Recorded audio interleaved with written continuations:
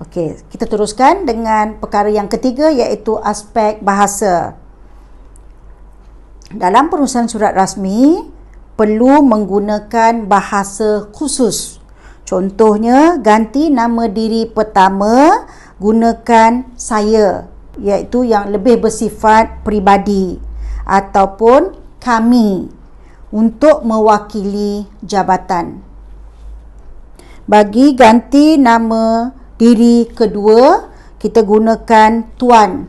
Maksudnya tanpa mengira pangkat ataupun darjat. Bagi ganti nama diri kedua juga, gelaran kehormat seperti yang berbahagia, yang berhormat, yang arif, yang mulia boleh digunakan dalam penulisan surat rasmi, ya. Kemudian ganti nama diri ketiga pula, kita menggunakan perkataan beliau ataupun mereka dan lain-lain. Penggunaan bahasa yang khusus dari segi wacana ataupun penanda wacana yang perlu digunakan dalam surat rasmi, antaranya ialah sehubungan itu, oleh hal yang demikian, ataupun seterusnya, ataupun oleh itu dan sebagainya. Sila rujuk penanda wacana yang boleh kita gunakan, ya. Okey. Penggunaan bahasa khusus dalam surat rasmi iaitu laras bahasa surat rasmi.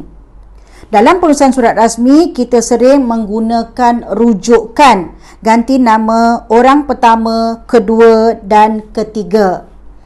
Selain itu, penggunaan ganti nama dalam penulisan surat rasmi dan tidak rasmi adalah berbeza. Kalau dalam surat tidak rasmi, kita gunakan saudara ataupun saudari ataupun bonda, ayahanda, ninda dan sebagainya, kan? Tetapi dalam surat rasmi, penggunaan ganti nama seperti yang telah saya terangkan tadi.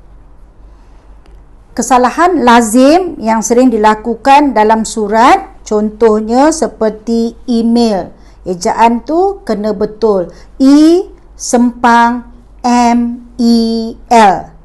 Terdapat kekeliruan dalam penulisan perkataan email.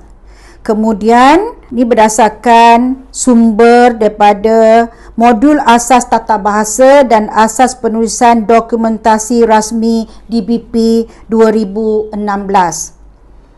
UP perlu ada U noktah P noktah. Kemudian SK pula perlu ada S noktah K noktah. Dan juga BP, B noktah dan P noktah. Sila lihat contoh. Setakat itu saja pelajaran bagi topik ketiga, surat rasmi. Pengurusan surat menyurat yang berkualiti dan berkesan akan meningkatkan imej individu dan institusi yang diwakili. Surat hendaklah ditulis dengan format yang betul dan diselenggara mengikut prosedur yang telah ditetapkan supaya mudah dirujuk apabila diperlukan. Seterusnya, penggunaan teknologi maklumat dan komunikasi hendaklah dimanfaatkan sepenuhnya bagi melancarkan urusan rasmi. Sesuai dengan keadaan perkembangan teknologi maklumat, surat menyurat untuk jemputan mesyuarat boleh dilakukan dengan menggunakan medium seperti WhatsApp, email dan lain-lain.